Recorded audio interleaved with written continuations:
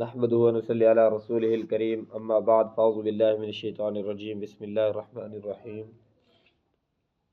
سامعین اکرام، آج میں جس عنوان پر لب شریک کروں گا وہ ہے نماز۔ اللہ تعالیٰ نے اپنے قرآن مجید فرقان حمید میں سورۃ حج 17 نمبر آیت میں بیان فرمایا ہے، الم تر ان اللہ یسجد له من فی السماوات ومن فی الارض والشمس والقمر والنجوم والجبال والشجر والدواب وکثیر من الناس۔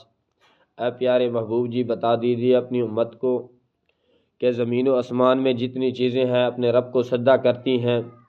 یہ سورج بھی اپنے رب کو سجدہ کرتا ہے، یہ چاند بھی اپنے رب کو سجدہ کرتے ہیں، یہ ستارے بھی اپنے رب کو سجدہ کرتے ہیں، یہ درخت بھی اپنے رب کو سجدہ کرتے ہیں، یہ جانور بھی اپنے رب کو سجدہ کرتے ہیں، اور سامعین اکرام بہت سارے لوگ بھی اپنے رب کو سجدہ کرتے ہیں، اور پہاڑ بھی اپنے رب کو سجدہ کرتے ہیں۔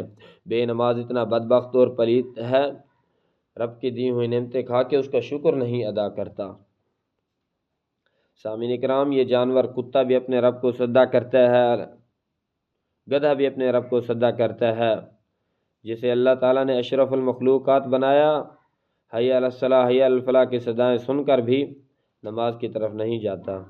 سامعین اکرام، نبی کے صحابہ کا تو یہ عالم تھا، نبی کے صحابی تھے، لوہے کے اوزار بناتے تھے، لوہا سامنے لایا گیا، ہتھوڑا اٹھایا، پیچھے تک لے کر گئے، ادھر مسجد نبوی سے آواز آئی اللہ اکبر اللہ اکبر، ہتھوڑا پیچھے پھینک کر مسجد کی طرف چلے گئے۔ اور سعید بن مسیب بہت بڑے تابعی گزرے ہیں، کہتے ہیں 40 سال کے عرصے میں میری ایک نماز لیٹ ہوئی ہے۔ اس دن میری والدہ فوت ہو گئی تھی، تکفین و تدفین میں لگا رہا، ورنہ کبھی ایسا نہیں ہوا کہ مؤذن نے اذان دی ہو سعید بن مسیب مسجد میں نہ ہو۔ آج ہمارا کیا عالم ہے، ان کے 40 سال کے عرصے میں ایک نماز لیٹ ہوئی ہے، تکبیر اولیٰ ایک رہی ہے۔ آج ہم 40 سال تو دور کی بات ہے، ہم ایک دن بھی کی گارنٹی بھی نہیں دے سکتے، ایک ہفتے کی بھی نہیں دے سکتے، ایک سال کی گارنٹی بھی نہیں دے سکتے۔ ہم نے ایک نماز بھی نہیں رہی ایک سال میں تکبیر اولیٰ سے۔ سامعین اکرام، ایک نافرمان سے نافرمان بیٹا بھی ہونا، اس کا والد آخری لمحات میں اس کی کوئی وصیت کرتا ہے، پورے محلے کو پتہ ہے یہ والد کی بات نہیں مانتا، اگر اس کا والد کوئی بات کہہ دے آخری لمحات میں، کوئی وصیت کرے، ایک نافرمان بیٹا بھی اپنے باپ کی وصیت کو کبھی نہیں چھوڑتا۔ ہمارے نبی کریم صلی اللہ علیہ وسلم نے آخری لمحات میں ہمیں کیا وصیت کی تھی؟ الصلاۃ الصلاۃ الصلاۃ ما ملکت ایمانکم۔ اے میری امت، دیکھنا میرے جانے کے بعد نمازوں کا خیال رکھنا۔ آج ہم نے اپنے نبی کریم صلی اللہ علیہ وسلم کو ایک نافرمان بیٹے جتنا بھی ترجیح نہ دی۔